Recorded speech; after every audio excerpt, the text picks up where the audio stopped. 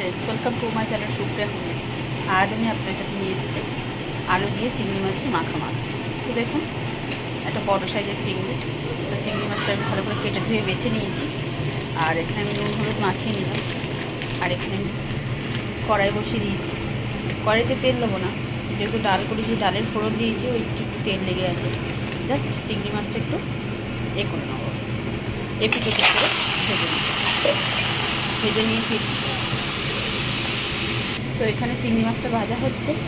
এখানে আমি 3 পিস আলু নিয়ে নিয়েছি, একটা পেঁয়াজ, একটা টমেটো আর কটা কাঁচা লঙ্কা নিয়েছি। তো এগুলো কেটে আমি ফিরছি। চিংড়ি মাছটা আমি এরকম করেই ভাজবো, আধা আধা। তো এটাকে তুলে ফিরছি। এখন বন্ধুরা তেলটা দিয়ে দিয়েছি, সর্ষের তেল করছি। জিরেটা দিই, গরম হোক, ফিরছি। জিরেটা গরম হয়ে গেছে, এবার আমি পেঁয়াজটা দিয়ে দেবো।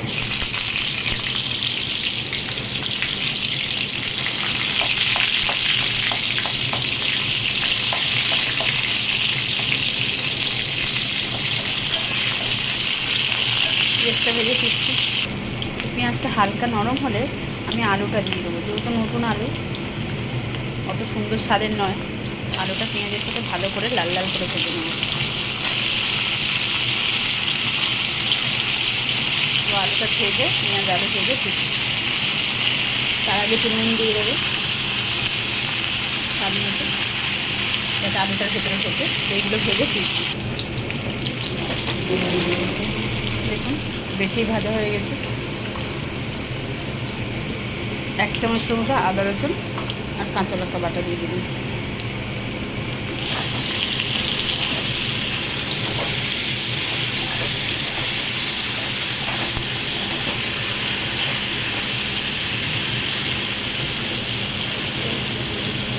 টমেটো আর কাঁচা লঙ্কাটা এবার দিয়ে দেবেন।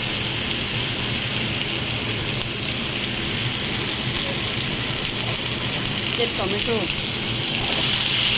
কি সুন্দর লাগে, কালারটা মনে কি সুন্দর লাল লাল এসছে। যাই হোক, এটাকে কষিয়ে ফিরছি। হলুদ চামচ,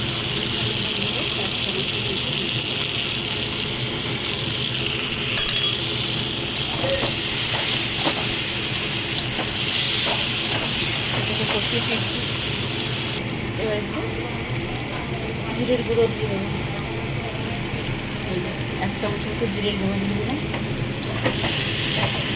এবার মশলা থেকে তেল ছাড়া পর্যন্ত কষবো, ফিরছি। এবার জল ঢেলে দিলাম। গ্যাসটাকে হাই ফ্লেম করলাম।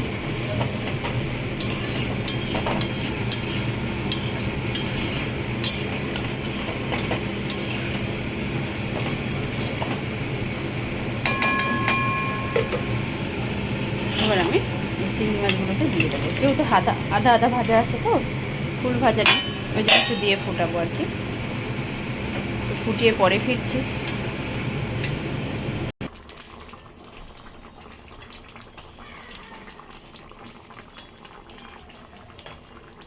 গরম মশলার গুঁড়ো দিয়ে দিলাম, নাড়া দিলাম, পরে ফিরছি। তো দেখুন, আমি ধনে পাতাটা 1 হাতে কাটতে পারবো না বলে 2 হাতে কেটে তারপরে ক্যামেরার সামনে এসেছি। তো দেখুন বন্ধুরা, তো আমার রান্নাটা কমপ্লিট হয়ে গেছে। বিশ্বাস করুন বন্ধুরা, এই রান্নাটা সব কিছুর সাথে ভালো লাগবে। ভাত, ঝোল, যার সাথে করবেন তার সাথেই ভালো লাগবে। তো ভালো লাগলে নিশ্চয়ই কমেন্ট করে জানাবেন, জানিয়ে বলবেন কেমন হয়েছে।